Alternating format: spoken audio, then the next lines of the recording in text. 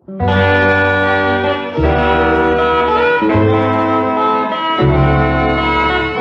ូបាននំបងបណ្ដូលចិនអើ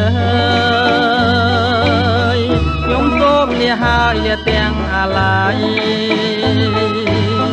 តាំងពីខ្លួនខ្ញុំបានឃ្លាតទៅឆ្ងាយខ្វល់ខ្វាយនឹកស្ដាយពុំមានពេលណាអូបានដំបងកងកម្មវាសនាដែលខ្ញុំប្រាថ្នាគ្មានពេលទំនេរបើសិនជាគូខ្ញុំពីបពេសូមឲ្យមានស្នេហ៍នឹកឃើញគ្រាដើមកូនឡងយូរឆ្នាំចាំទេស្ងួនមានតែរូបអូនដែលជាដង្ហើមចំពោះនួនអងចិនមកសងខឹមញញឹមថាបានជាគូវាសនាអោបានដំបងខ្ញុំពងយូរហើយតើថ្ងៃណាឡើយបានយល់ភក្ត្រា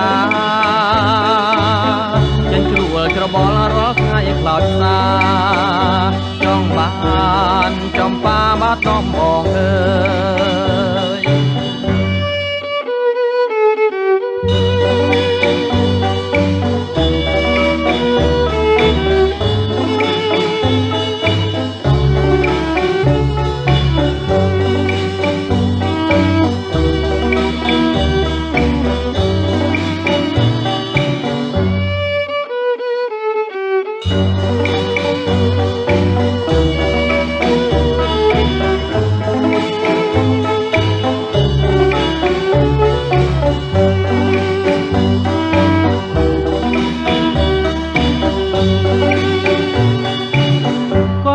យូរឆ្នាំចាំទេ